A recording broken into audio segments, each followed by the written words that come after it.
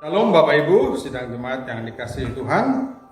Kita bersyukur bisa kembali beribadah pada hari yang istimewa, yaitu hari Pentakosta.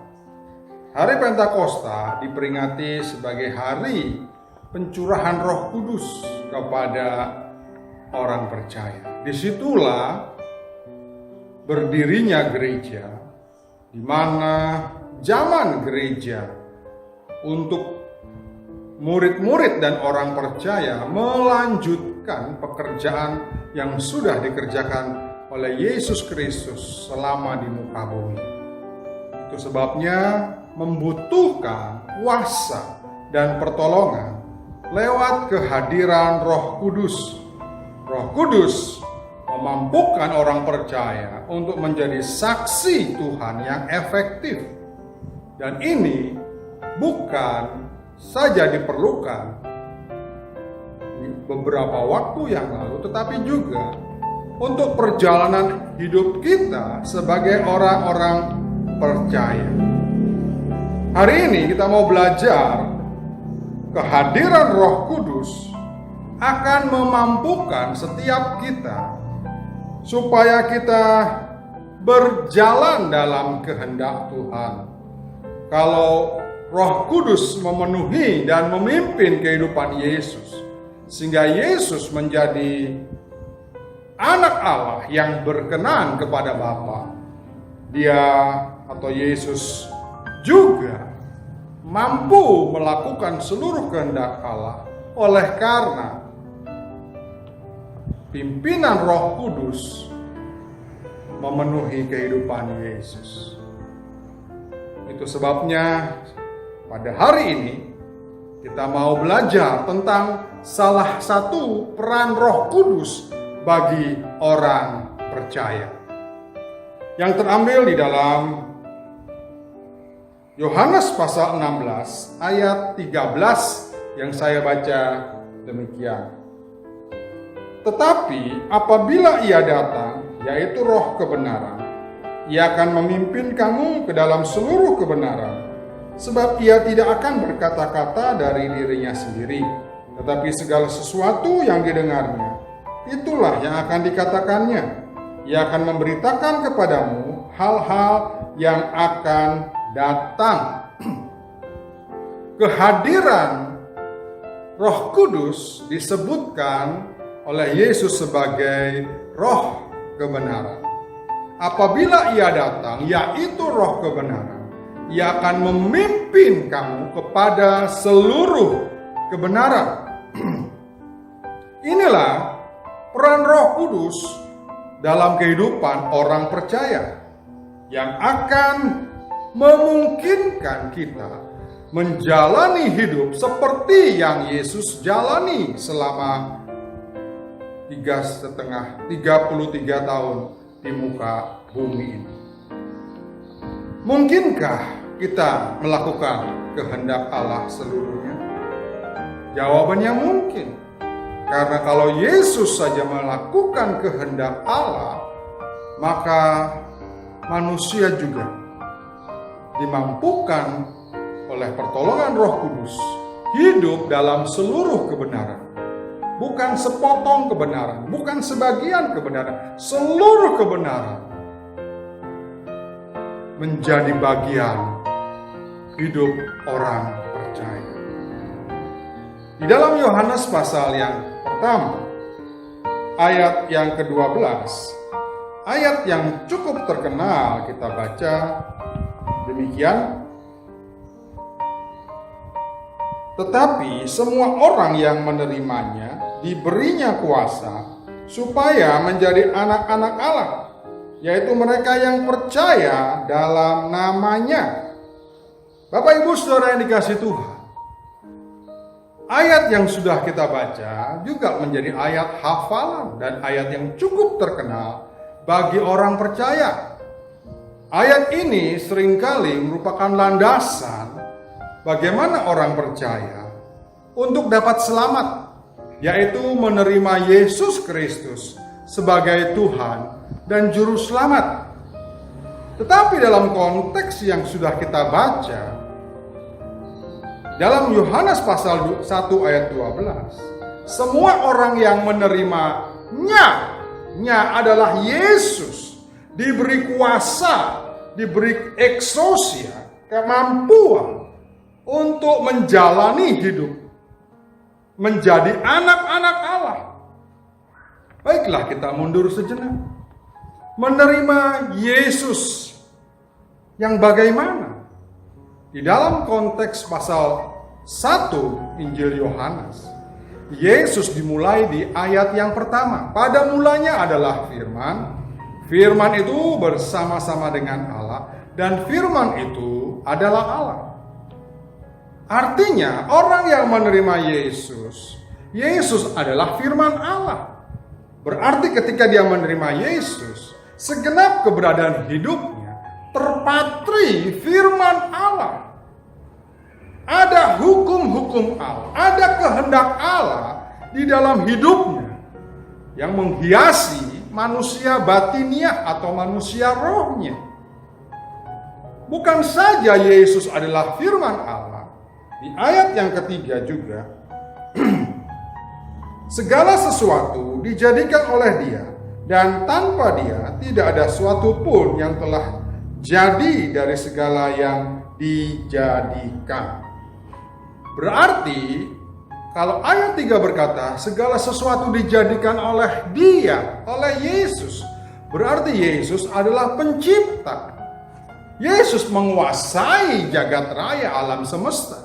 Dan kalau orang menerima Yesus, berarti dia menerima kehadiran Yesus bertahta, berkuasa menjadi raja atas seluruh hidupnya. Dia tidak punya apa-apa lagi selain dia harus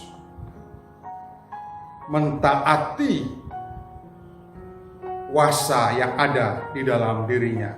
Karena kuasa itu adalah Yesus menjadi pencipta segala sesuatu.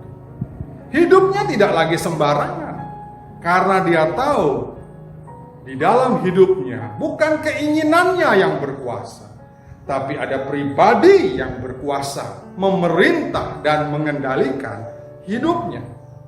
Itulah makna menerima Yesus, diberi kuasa. Apa kuasa? Kuasa atau eksosia. Kuasa yang memampukan orang-orang percaya menjalani hidupnya sebagai anak-anak Allah. Beberapa waktu yang lalu sudah kita pelajari.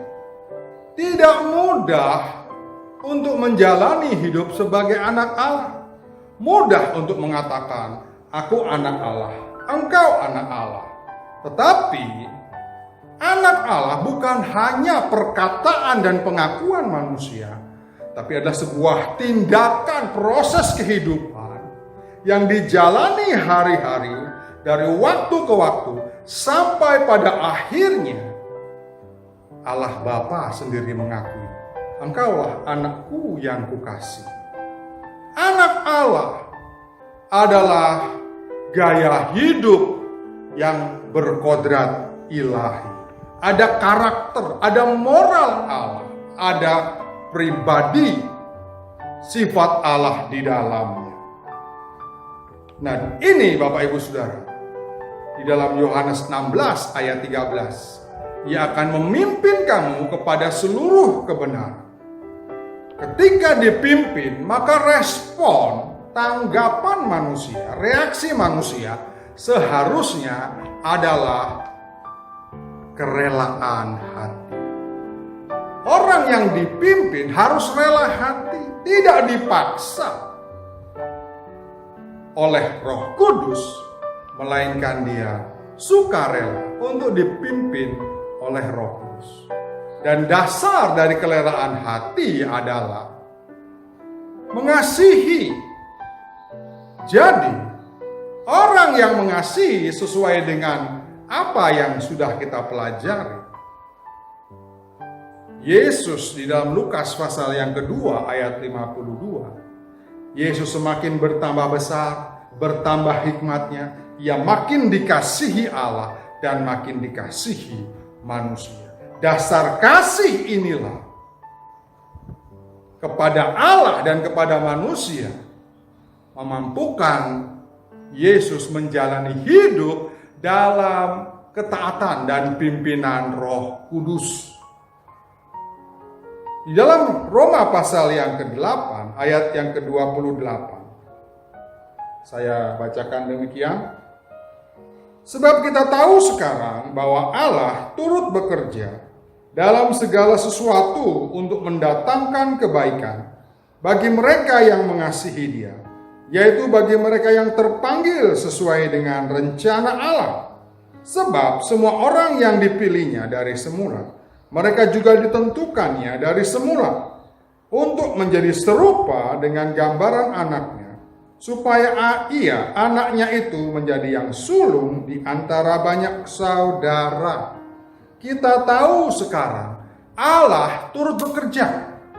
Allah menggarap, Allah memproses kehidupan orang percaya untuk mendatangkan kebaikan. Apakah Allah memproses dan menggarap semua orang? Tidak. Allah hanya menggarap orang-orang yang memberi respon panggilan Allah dalam hidupnya. Allahnya bekerja untuk mendatangkan kebaikan bagi mereka yang mengasihi Dia. Orang-orang yang digarap oleh Allah karena Dia memberi hati, Dia memberikan kasih-Nya untuk dibentuk, diproses Allah. Dengan tujuan apa? Ayat 29. Supaya mereka serupa dengan gambaran anaknya. Siapa gambaran anaknya? Gambaran Yesus Kristus. Jadi dalam Roma pasal 8 ayat 28 dan 29, pembentukan Allah, karya Allah, proses Allah, penggarapan Allah atas setiap orang yang mengasihi Dia, tujuan akhirnya adalah supaya menjadi serupa dengan Yesus. Kalau Yesus bisa menjalani kehidupannya di muka bumi sempurna, berkenan kepada Allah, dengan pengakuan Allah Bapa, inilah anakku yang kukasihi. Berarti Yesus adalah model manusia yang berkenan di hadapan Bapa.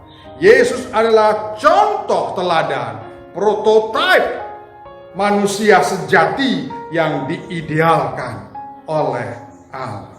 Mengapa? Karena dalam kehidupan Yesus menjalani hari-harinya dengan tidak bercela, kudus, penuh dengan ketaatan kepada Bapanya. Hal ini bisa terjadi kalau kita memberi respon, aku mengasihi Tuhan, maka Roh Kudus akan memimpin seluruh kehidupan kepada kebenaran. Kebenaran yang sejati akan memampukan, menghasilkan pribadi yang serupa dengan Yesus.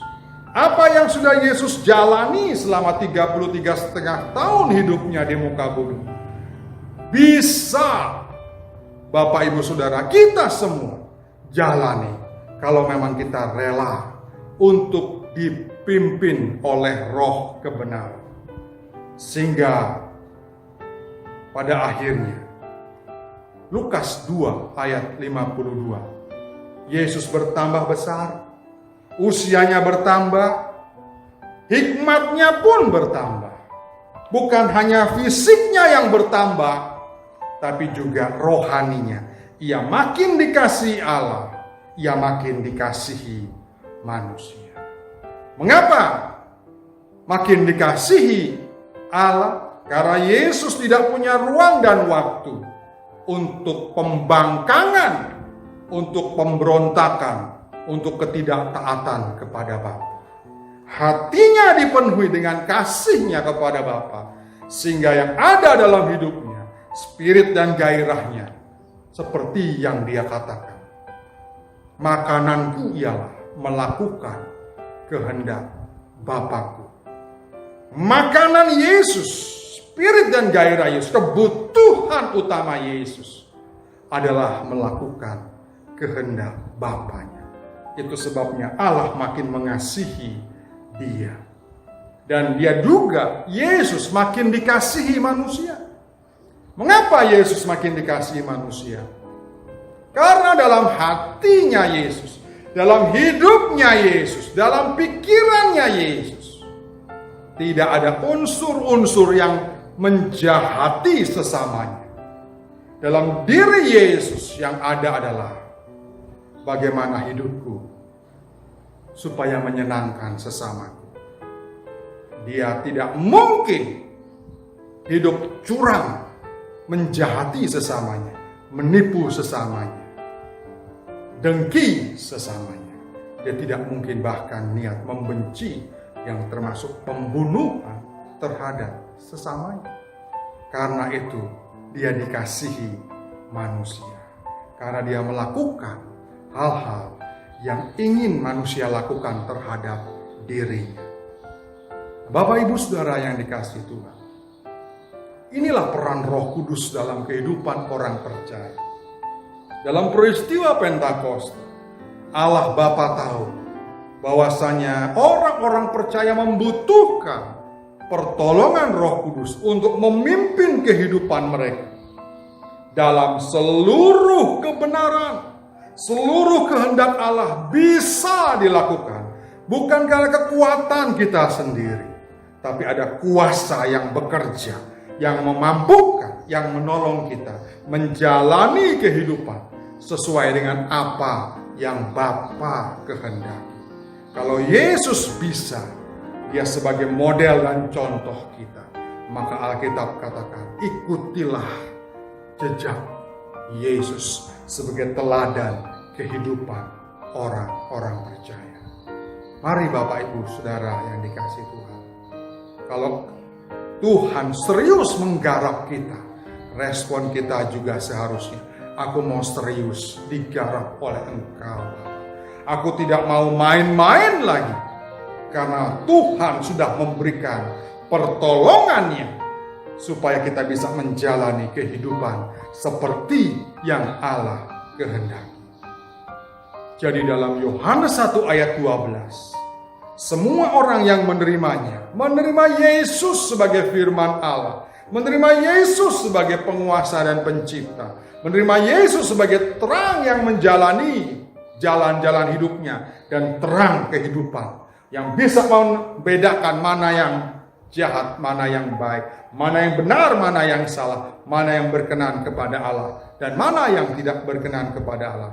Kalau kita sudah menerima itu, Tuhan memberi kuasa, eksosia, kehadiran Roh Kudus, supaya kita diberi kuasa menjadi anak-anak Allah. Ingatlah, proses anak Allah bukan proses instan dan sekejap, tapi proses perjalanan kehidupan kita. Sama seperti Yesus, usia 30 tahun di Sungai Yordan, dia mendapatkan pengakuan dari Allah Bapa. Inilah anakku yang kukasihi, kepadanya lah aku berkenan. Jadi proses kita menjadi anak Allah bukan sekedar sekejap mata, bukan sekonyong-konyong, bukan instan, tapi proses sepanjang umur hidup kita, manakala kita mau dipimpin oleh Roh Kudus. Roma 8 ayat 14, orang yang dipimpin oleh Roh Allah, dia adalah anak-anak Allah. Bersedia dan relakah kita untuk dituntun, dipimpin, dibantu, ditolong Roh Kudus menjalani kehidupan kita menjadi anak-anak Allah yang menyenangkan, yang memuaskan dan berkenan di hadapan Bapa kita. Mari kita nikmati, kita imani, kita yakini, dan kita hidupi kehadiran Roh Kudus menuntun kehidupan kita dalam seluruh kebenaran. Amin. Tuhan Yesus memberkati. Selamat hari Pentakosta.